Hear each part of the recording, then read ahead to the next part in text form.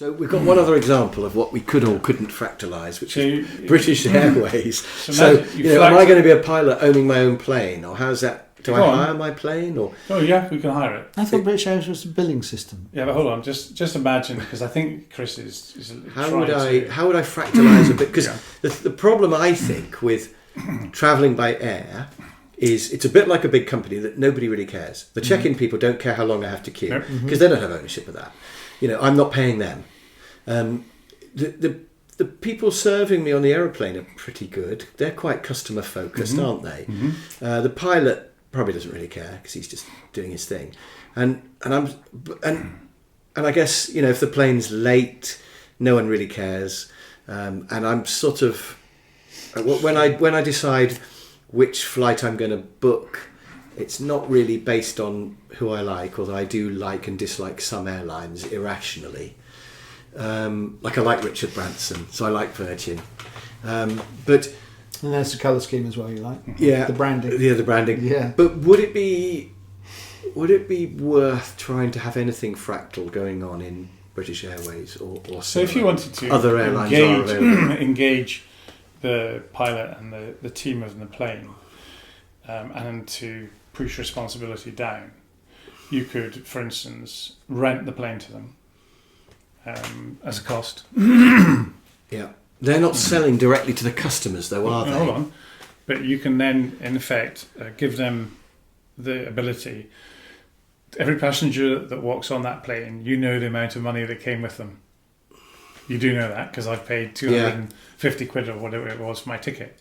So you can work out, how much money is flooding on that plane. So 100 passengers, 250 quid, 25 grand. There, bingo. You've got 25 grand of income. Right, what about expenditure? Well, I've got to pay for all the billing software because that's had to be paid for. I've got to pay for fuel, I've got to pay for any marketing. So I've got to pay into... Decide whether to give people a glass of champagne or not. That's right, you decide. So there's a whole lot of stuff, how much food I'm going to provide, if any. So I decide, therefore, what I'm going to offer in this thing. And I might set a minimum standard, as they say, the British Airways. I say, look, the minimum standard is you will provide them with a Milky Bar.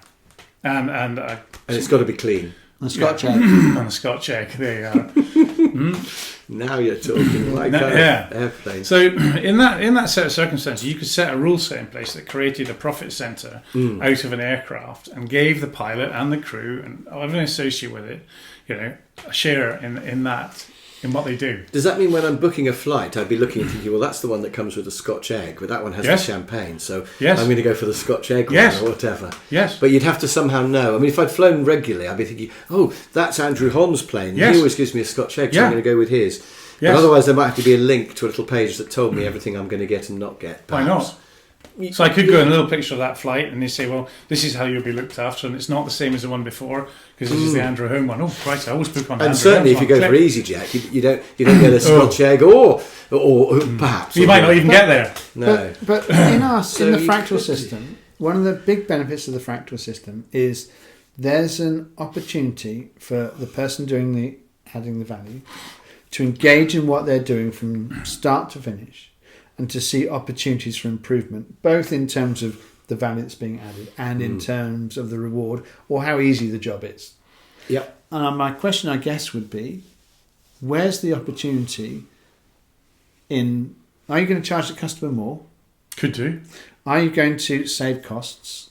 Could do. I would pay more to have a better experience, actually. Could do. But I'm realising as we talk about this, it's the check-in. It's the fact that you have to queue to check in and then you have to queue to be served. No, you don't have to. You don't have to do that. If Andrew Holm Airlines could have its own little check-in desk, that was brilliant. I'm going to have my special. I'm going to make sure my customers go through a special one. And your own little X-ray thing where I take my belt off. Yeah, and you do it properly. The customer can choose. Chris Croft can choose to go through the King check-in or the Surf check-in. Yeah. And I would pay, and I know they have speedy boarding, but it's crap. Yeah. But if there was an actual proper thing where I could do, I mean, maybe that's just going first class, isn't it? But no, it's not. But no, it doesn't have to be expensive. And at the moment, the system is that they just buy. I think British Airways just buy the cheapest ground handling operator or whoever it is, and then they just give everybody a really shitty service because they were the cheapest.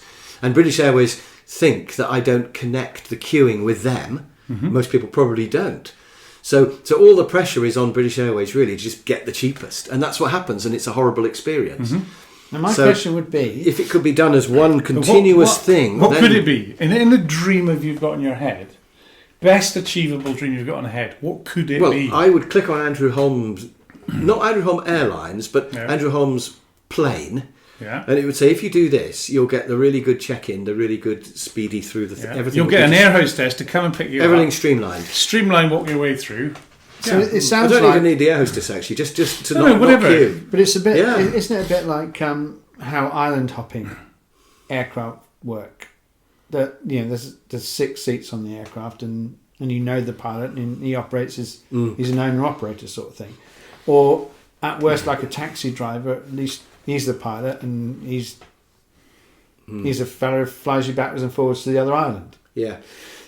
If you had smaller planes, it would be easy. So you can imagine that. My anxiety, I suppose, is I don't know anything about this industry, and it could be that most A to B scheduled flights lose money.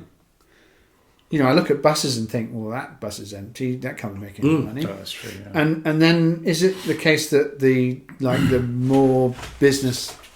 I think a jumbo jet full of people must make money unless they're stupidly cheap. Yeah, but what happens if they're 80% full? Are they still making money? Don't know. Well, there will be a load factor in which they drop the load, they all lose money. But I've had another thought. But my question is that is it possible that the business travel subsidises other travel?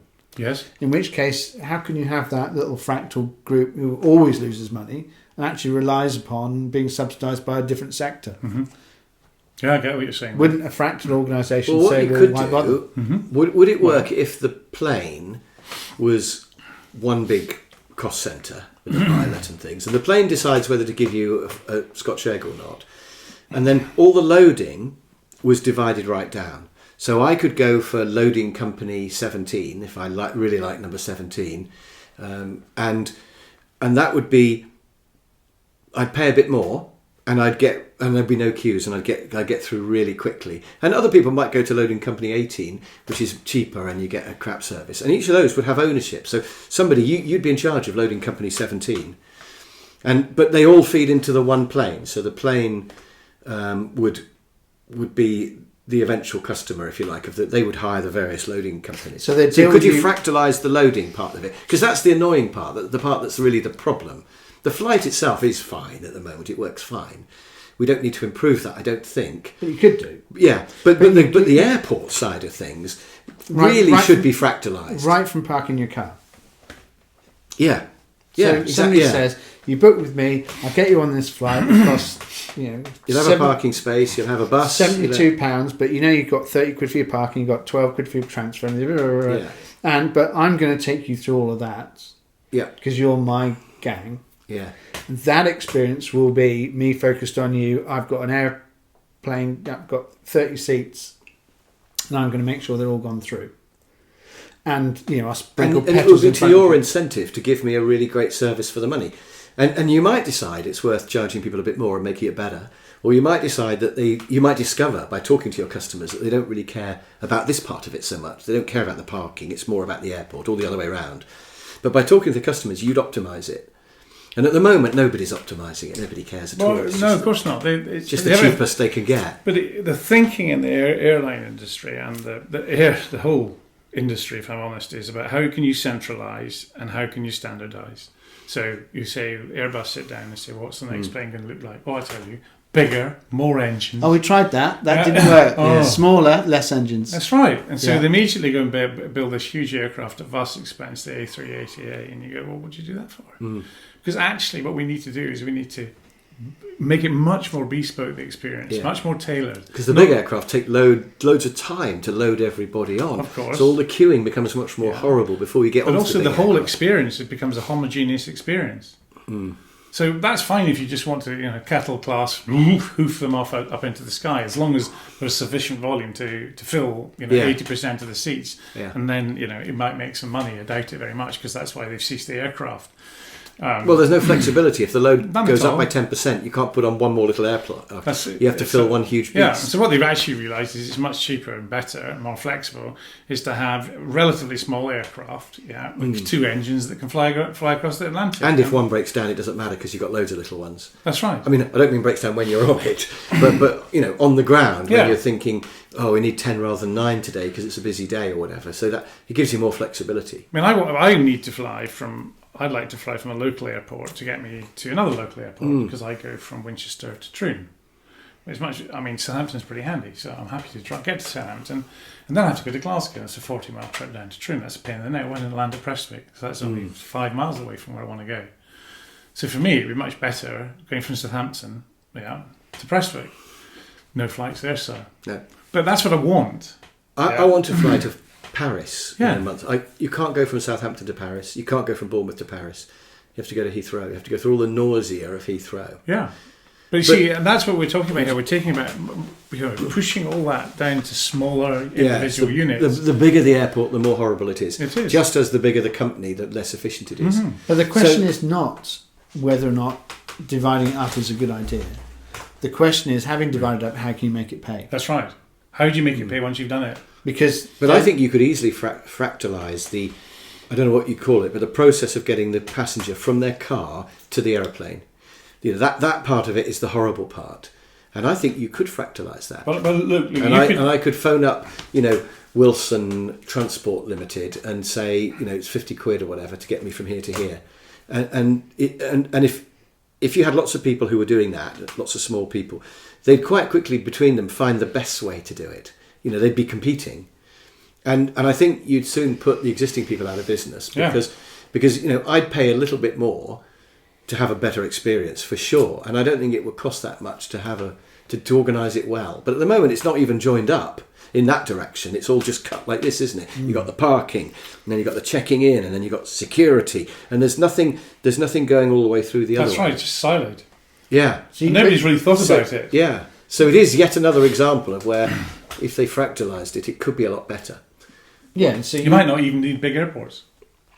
but you feel the brokenness of it as you pass from silo to silo within an airport onto the aircraft. From one queue to the next queue. You feel that the feeling the Henry Ford's competitors must have had in the old days when their cars were made in little batches and in little workshops. But I've paid for each bit of that somehow because I'm a passenger. Of course, yeah. Some of my flight, the cost of my flight, has gone into paying for all of that, and it's so bad, and none of them care about me, and yet I'm the customer. It's a bit like these people who say to the police, I pay your wages. But I want to go to the check-in person and the person in security and go, I pay your wages. And you've just made me queue for an hour just to give you my bag and to have some crap check-in system that takes ages. Why don't you just look at the name of my passport? But they're so annoyingly bad because there's no incentive for them. So I remember, even though I've paid, I haven't directly paid them. I remember at Bournemouth Airport in the olden days when you used to go there. Great. There was like one person you deal with. You'd see them pop up again. And you'd go there, you'd check in, you'd see Barbara there, and she'd and you give her a ticket and she'd stamp it, and then you think, oh right, well we better get off to go through immigration, and Barbara was there as well. Yes, she was stamping you, checking you out.